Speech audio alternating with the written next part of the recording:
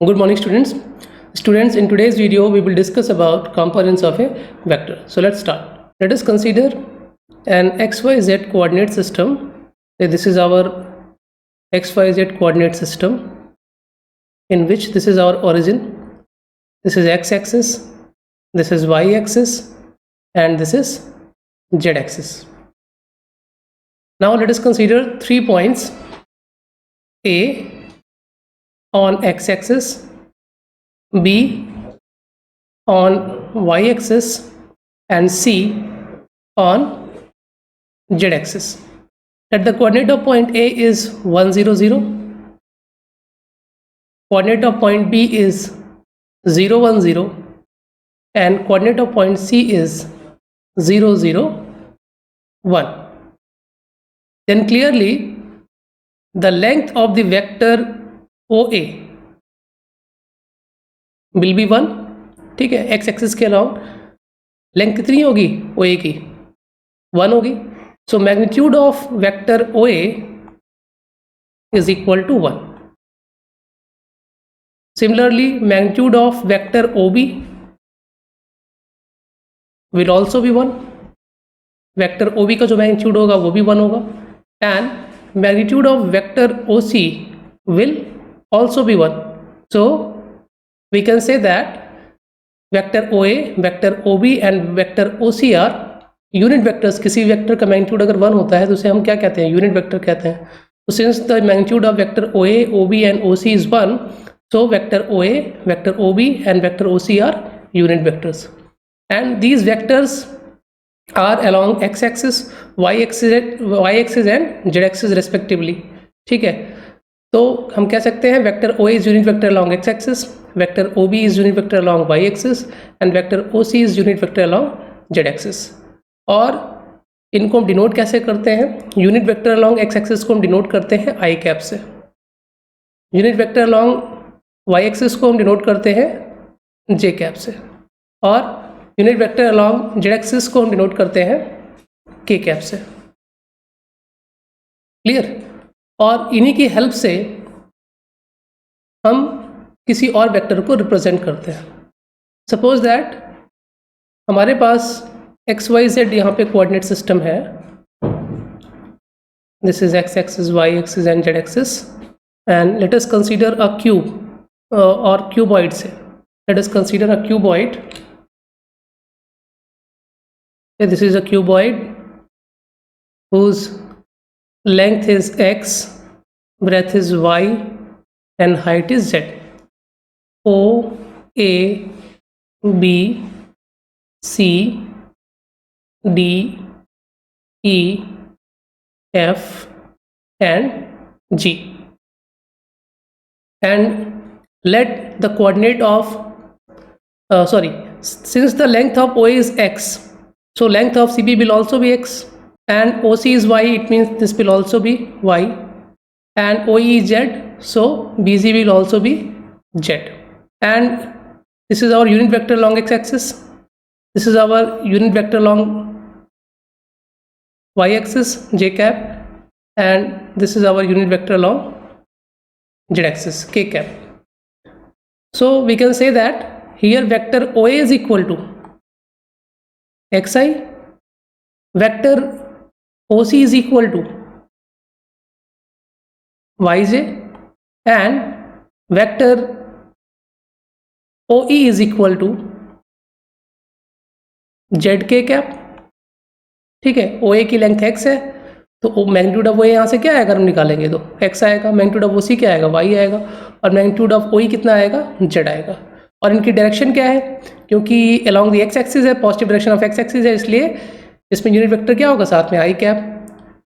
OC हमारा क्या है? Unit vector along vector along y axis है, और इसका मैग्नीट्यूड कितना है? y है. डायरेक्शन अलॉन्ग वाई एक्सिस है, इसलिए इसके साथ हमने जे कैप लगाया हुआ है. और वेक्टर OE जो है it is along the Z axis. इसका मैग्नीट्यूड कितना है? z है, और डायरेक्शन क्या है? Positive direction of Z axis, इसलिए साथ में यहाँ पे क्या है? के कैप है. Now if we join OB, then vector OB will be equal to by parallelogram law of vector addition. क्या हो जाएगा ये? ठीक है, ओ बी क्या है, यहाँ पे डायगोनल है, parallelogram O A B C ओ का, ठीक है। तो इसलिए by parallelogram law of vector addition vector O B is equal to क्या हो जाएगा यहाँ पे x i plus y j, clear. और clearly this is 90 degree, so if we join O and G, then triangle OBG is right triangle. In triangle OBG, because angle B is 90 degree, so triangle OBG is right triangle, and in this triangle OB is equal to xi plus yj, and vector BZ is equal to vector BZ is equal to, because vector BZ is of same length as vector OE, and direction of vector BZ and direction of vector OE is same, so we can say that vector BZ is equal to zk cap. So using triangle law of vector addition we can say that vector OG is equal to vector OB plus vector BG. It means vector OB is xi plus yj and vector BG is zk cap. So vector OG is equal to xi plus yj plus zk cap. Clear. तो it means अगर हमारे पास x y z coordinate system में कोई भी point है से जी, जिसका कोऑर्डिनेट क्या है एक्स वाई जेड, तो उसका पोजीशन वेक्टर क्या हो जाएगा x i plus y j plus z k cap. ठीक है, अगर हमारे पास x y z coordinate system में कहीं पर भी कोई भी पॉइंट है पी, सपोज दैट इसके कोऑर्डिनेट्स क्या है एक्स वाई जेड, तो वेक्टर ओ पी जो होगा वो क्या होगा, पॉइंट पी का पोजीशन वेक्टर होगा और उसकी वैल्यू क्या आएगी x i plus y j plus z k. ठीक है, और इसको हम जनरली वेक्टर आर से भी नोट करते हैं पोजीशन वेक्टर को, ये हम पहले भी डिस्कस कर चुके हैं। Now here in vector r is equal to x i plus y j plus z k, x y and z are called scalar components. इसको हम क्या कहते हैं, स्केलर कंपोनेंट्स कहते हैं वेक्टर का। और x i cap y j cap and z k cap are called vector components. इनको हम वेक्टर कंपोनेंट्स कहते हैं। ठीक है, तो x y z are scalar components of a vector and x i cap y j cap and z k cap are vector components of a vector. Clear. And magnitude of the vector is given by, magnitude of vector r is given by square root of x square plus y square plus z square। इसको भी हमने पहले discuss किया हुआ है। तो अगर आपको किसी वेक्टर का मैग्नीट्यूड फाइंड करना है तो उनके जो स्केलर कंपोनेंट्स हैं उनके स्क्वायर का सम करिए और जो वैल्यू आ रही है उसका स्क्वायर रूट कर लीजिए, तो आपको क्या मिल जाएगा, उस वेक्टर का मैग्नीट्यूड मिल जाएगा। Let we are given two vectors, vector a is equal to a1i plus a2j plus a3k cap. ठीक है, कंपोनेंट फॉर्म में कोई वेक्टर गिवन है vector a and another vector b is given with components b1i plus b2j plus b3k। तो इनका addition जो होगा वो कैसे होगा, we want to find vector a plus b, तो इनके करस्पॉन्डिंग कंपोनेंट्स ऐड होते हैं। ठीक है, a1 plus b1 I cap, a2 plus b2 j cap and a3 plus b3 k cap. Clear. तो अगर आपके पास दो वेक्टर्स गिवन है कंपोनेंट फॉर्म में तो उनको ऐड करने के लिए हमें क्या करना पड़ता है, उनके करस्पॉन्डिंग कंपोनेंट्स को ऐड करना पड़ता है। आई कंपोनेंट, जे कंपोनेंट और के कंपोनेंट को हम ऐड करते हैं। Or if we want to find the difference of the two vectors, then we will subtract the second vector from the first vector. तो सेकेंड वेक्टर के जो कंपोनेंट्स हैं उनको हम फर्स्ट वेक्टर के कंपोनेंट से करस्पॉन्डिंग कंपोनेंट से subtract करेंगे. It means vector a minus b is a1 minus b1 i cap, a2 minus b2 j cap and a3 minus b3 k cap. For example अगर हमारे पास vector a is equal to क्या given है, 2i plus 3j plus 4k and vector v is given as 4i minus 2j plus 6k, then vector a minus vector b is 2 minus 4 I cap, 3 minus 2 j cap plus 4 minus 6 k cap, which means minus 2 I cap plus 3 plus 2 5 j cap plus 4 minus 6 is minus 2 k cap. ठीक है, इस तरीके से हम तो vectors को add या subtract कर सकते हैं. Another thing is if we multiply any scalar lambda in vector A, then lambda will get multiplied with each component of the vector. Vector A क्या है हमारे पास, a1i plus a2j plus a3k. So if we multiply lambda in vector A, then lambda will get multiplied with a1, a2 and a3. It means we will get lambda a1 I cap, lambda a2 j cap and lambda a3 k cap. Suppose we are given two vectors, vector A and B as above, and we have two scalars L, M and, ठीक है, L और M दो scalars हैं हमारे पास और vector A और B हमारे पास गिवन है कंपोनेंट फॉर्म में. तो L plus M times of vector A is always equal to, ये किसके इक्वल होता है, L times of vector A plus M times of vector A. इसको ऐसे भी लिख सकते हैं. एंड L टाइम्स ऑफ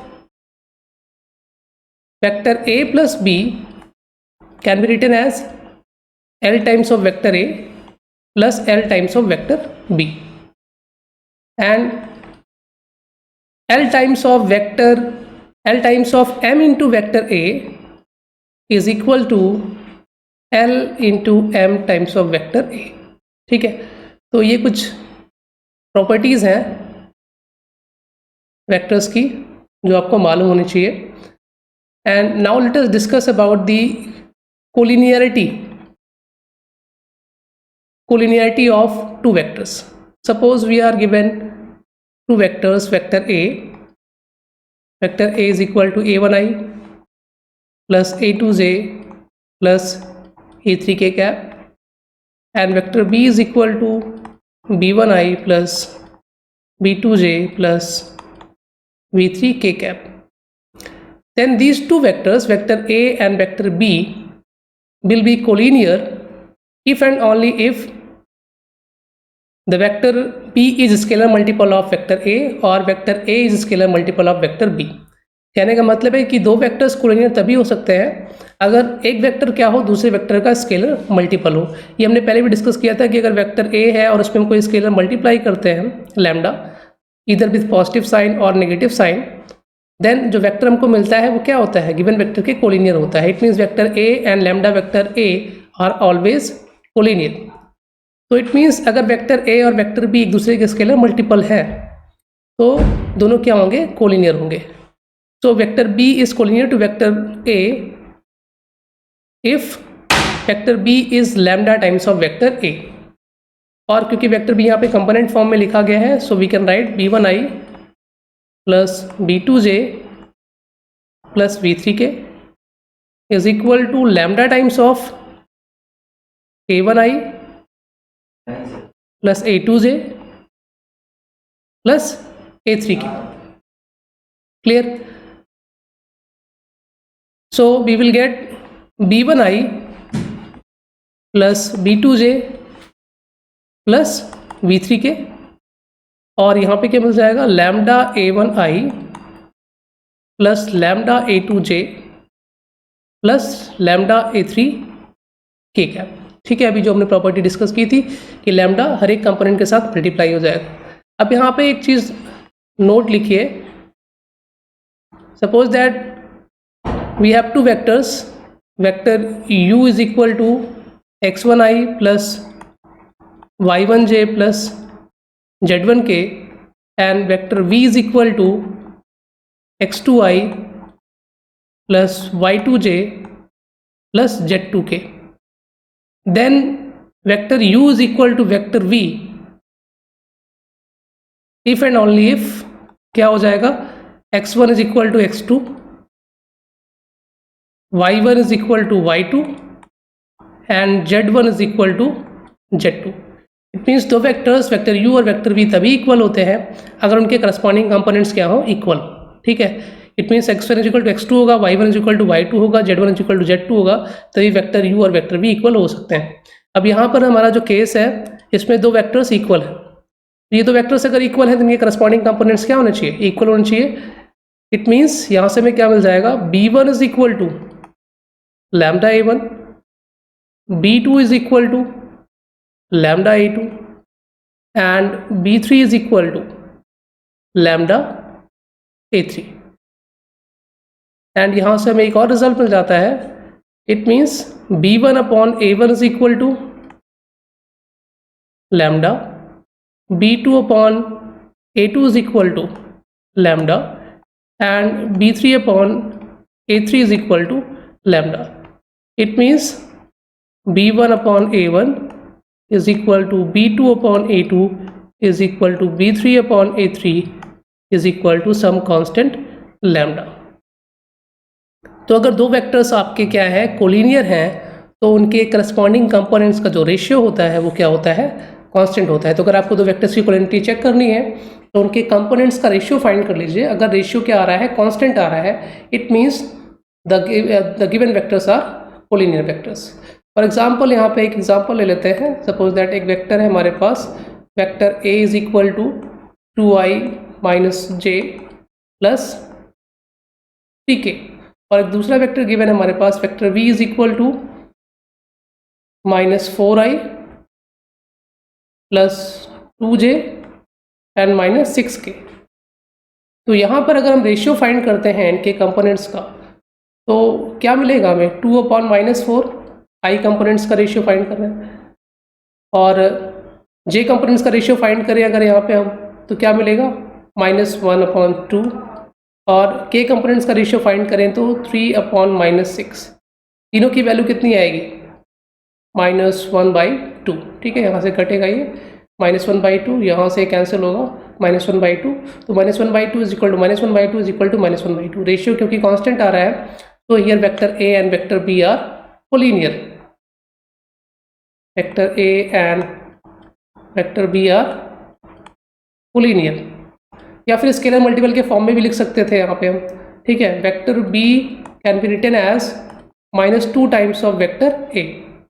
ठीक है, आप देख सकते हो अगर -2 मल्टीप्लाई कर देते हैं वेक्टर ए में तो वैल्यू क्या मिल जाएगी, -4i plus 2j minus 6k। ठीक है, तो vector b is -2 times of vector a।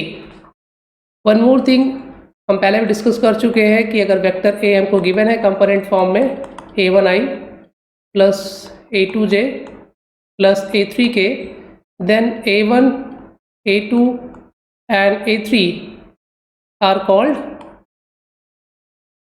DRs of vector a। इनको हम DRs बोलते हैं, लेकिन DRs तब बोलते हैं अगर मैग्नीट्यूड ऑफ वेक्टर a क्या हो, not equal to 1। It means vector a अगर यूनिट वेक्टर नहीं है तो a1, a2, a3 क्या हो जाएंगे, DRs of vector a।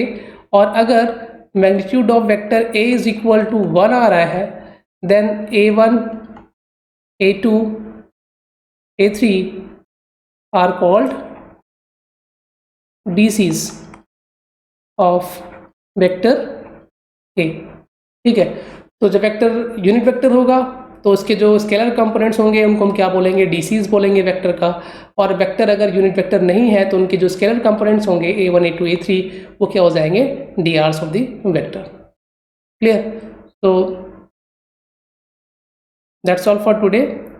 Now note down the homework for this video. These are some questions. Solve these questions. Thank you very much.